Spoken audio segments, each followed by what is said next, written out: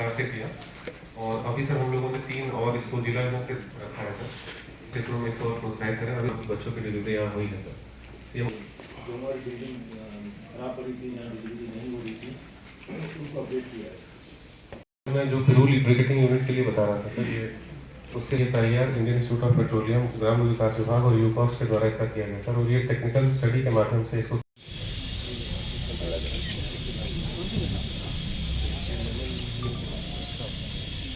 मतलब नेचुरल लगे करके कोई ढलान में दे देते हैं। और साथ में पीछे से ये रोड, आगे से पुल बन रहा, पुल डबल पुल के बाद 12 मीटर की रोड है।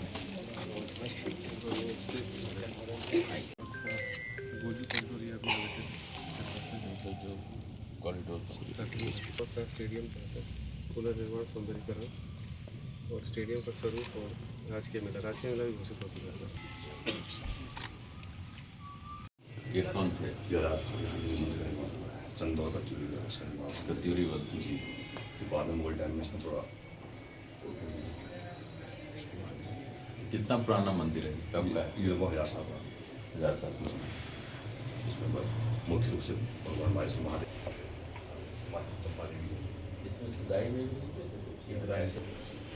अलग अलग।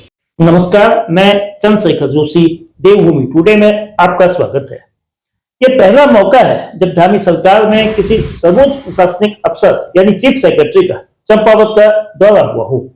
मुख्य सचिव आनंद वर्धन का चंपावत जिले का 2 दिनी विजिट, जिले के प्रवेश द्वार और मैदान के बनबसा से 1 दिसंबर से शुरू दौरा पहाड़ के लोहाघाट में पूरा हुआ। विकास परियोजनाओं का स्थलीय निरीक्षण, कामों की बारीक समीक्षा, पेयजल से लेकर सड़क बुनियादी सुविधाओं से लेकर इनोवेशन तक कैसे आगे बढ़े, इसे लेकर खूब माथापच्ची हुई। मैदान के सादा कॉरिडोर से लेकर पहाड़ के गोल्डी कॉरिडोर तक के काम से कैसे पर्यटन, विकास और आर्थिकी की त्रिवेणी प्रभावित हो, इस पर गहन विश्लेषण हुआ। श्यामदत्ता क्षेत्र में स्पिरिचुअल इकोनॉमिक जोन एवं इको टूरिज्म को कैसे मजबूत किया जाए, इसकी संभावनाओं को टटोला गया। पूर्णागिरी क्षेत्र से जुड़े बूम और बाटाघाट क्षेत्र में भूकटाव की चुनौती से कैसे निपटा जाए, इसके रास्ते तलाशे गए। राष्ट्रीय राजमार्ग पर डेंजर पॉइंट्स वाला में सुधारीकरण के काम की रफ्तार को बढ़ाते हुए इसे सुनिश्चित करने का प्रयास किया गया कि लाइफ लाइन पर आगे से ब्रेक न लगे। प्रस्तावित टनकपुर बागेश्वर रेल लाइन से लोहाघाट, चंपावत और अल्मोड़ा को जोड़ने के लिए अलाइनमेंट में बदलाव के संकेत भी मिले। जाहिर है कि दौरे का जो निचोड़ है वो योजनाओं में तेजी से समग्र विकास को बढ़ाना है, जिले को मॉडल स्वरूप देना है। आदर्श परिकल्पना जो मुख्यमंत्री पुष्कर सिंह धामी की है, उसको कैसे पंख लगे, कैसे योजनाएं लोगों तक उसका लाभ पहुंचे, इन सब पर समीक्षा की गई। लेकिन चंपावत सहित पूरे प्रदेश के कई जरूरी सवालों के उत्तर अभी मिलना बाकी है। रिवर्स माइग्रेशन की जो तमाम कवायद है, उसके बावजूद जमीन पर इसका असर क्यों नहीं दिखता? पहाड़ी क्षेत्रों में उद्यमिता का विस्तार कैसे होगा? गांव में फसलें कैसे लहलहाएंगी? खेत की फसल और इंसानी जिंदगी के लिए खतरा बन रहे जंगली जानवरों से निपटने के दावों पर गांव के लोग एतबार कैसे करें और कब तक करें? मानव वन्य जीव संघर्ष को कैसे रोका जाए? इससे होने वाले नुकसान को कैसे मिनिमाइज किया जाएगा? सरकारी अमले की ओर से जो प्रयास किए जा रहे हैं, उसका जमीन पर असर कब दिखेगा, कैसे दिखेगा, कितनी राहत मिलेगी, कब तक मिलेगी, इन सबके उत्तर अभी बाकी है। टनकपुर बागेश्वर रेल लाइन के बनने की बलवती उठती संभावनाओं के बीच पंचेसर डैम का भविष्य क्या होगा, ये सवाल अनुत्तरित है। इनके जवाब अभी तलाशे जाने हैं। ऐसे तमाम अनुत्तरित सवाल होने के बावजूद ये तो तय है कि प्रदेश के सर्वोच्च प्रशासनिक अफसर यानी कि चीफ सेक्रेटरी आनंद वर्धन के दौरे से मुख्यमंत्री के निर्वाचन क्षेत्र वाले आदर्श जिले चंपावत के काम की रफ्तार तो बढ़ेगी ही, विकास योजनाओं को पंख लगेंगे, जिले के अफसरों को नई ऊर्जा मिलेगी और इसका साफ असर आने वाले दिनों में डीएम मनीष कुमार के नेतृत्व में काम करने वाली सरकारी मशीनरी पर दिखेगा।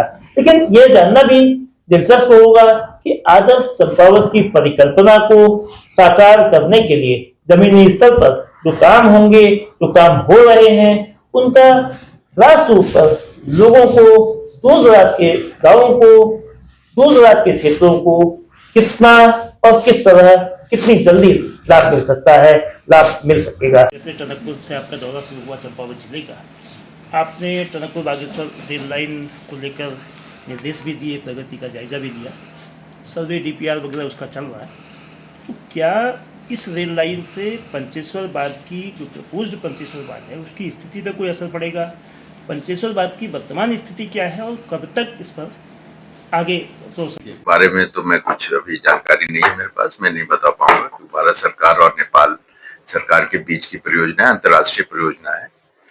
जहां तक ये रेलवे लाइन की बात है तो इस पे रेलवे अथॉरिटी से विभिन्न स्तरों पे विचार विमर्श चल रहा है। कुछ अलाइनमेंट उन्होंने जो दिए थे उस पे मुख्य शहर नहीं थे तो उसको भी उसमें लाने के लिए उनसे अनुरोध किया गया है, तो उसका वो फिर से सर्वे कर रहे हैं। 2027 में विधानसभा चुनाव भी होने हैं और 2027 में अर्धकुंभ भी होगा, तो क्या प्रशासनिक तैयारी और सुरक्षागत तैयारियों को लेकर क्या इंतजाम है? क्या ऐसी कोई ऐसा कोई प्रपोजल है कि विधानसभा चुनाव जनवरी फरवरी के स्थान पर दिसंबर में कर दिया जाए ताकि डेट मिस ना करें? देखिए, जो विधानसभा चुनाव भारत के जो निर्वाचन आयोग है वो करवाते हैं और उसमें हम लोगों का कोई इंटरफेरेंस नहीं रहता है। जो भी डेट्स वो तय करती है हमारी चुनाव आयोग, उसी के अनुसार चुनाव होते हैं।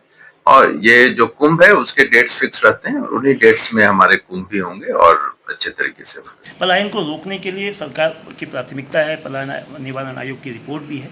रिवर्स माइग्रेशन की कोरोना के बाद से लगातार कोशिशें हुई, लेकिन जो उत्तराखंड के 9 डिस्ट्रिक्ट हैं पूरी तरह से पर्वतीय है, खेती पर आश्रित है। खेती को लेकर बहुत सारी चुनौतियां हैं, सिंचाई की कमी है, जंगली जानवरों का खतरा है, इंडस्ट्री नहीं है। तो ऐसे इलाकों में पलायन रोकने के लिए क्या कंक्रीट प्लान है, क्या नीति है जो सस्टेन करे ज़मीन पर? देखिए, इसके लिए बहुत सारी योजनाएं सरकार चला रही हैं और उसको एकीकृत करने की भी हम लोग कोशिश कर रहे हैं, चाहे वो कृषि क्षेत्र का हो, हॉर्टिकल्चर हो, एपीकल्चर हो, इंडस्ट्री जो हिल्स पे चल सकते हैं। इस तरह की कई योजनाएं सरकार चला रही है और कई जगह हमें रिवर्स माइग्रेशन के एग्जाम्पल्स भी अच्छे आए हैं जो कि बाकी लोगों को भी हम दिखा रहे हैं और बाकी लोगों को भी उससे सीखना चाहिए। जहाँ भी कोई गैप्स होंगे उसको भरने की कोशिश की जाएगी। उत्तराखंड में लगातार वन्यजीव संघर्ष बढ़ रहा है। इस बार ऐसी घटनाएं जिसमें भालू के हमले, चीते, तेंदुए के हमले जैसे कहते काफी आ रही, तो इसको लेकर कुछ नई योजना?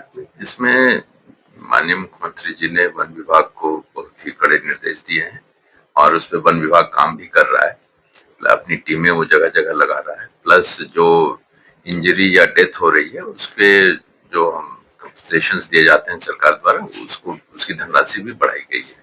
महोदय, आपने 2 दिन दौरा किया तो 3 बातों पर चर्चा हुई कि जो मुख्यमंत्री जी का सपना आदर्श चंपावत को लेकर, तो सर की हुआ क्या क्या? देखिए, जो माननीय मुख्यमंत्री जी का विजन है एक शारदा रिवर कॉरिडोर के बारे में, उसकी कल इंस्पेक्शन किया गया ग्राउंड पे और जो विभिन्न विभाग और एजेंसीज उसमें काम कर रही है उनके साथ विस्तृत विचार विमर्श भी किया गया और शारदा कॉरिडोर के कई प्रोजेक्ट्स जो हैं काफ़ी एडवांस स्टेज में हैं और हम आशा करते हैं कि शीघ्र ही अगले 8-10 दिन में उनके स्वीकृति के आदेश भी हो जाएंगे।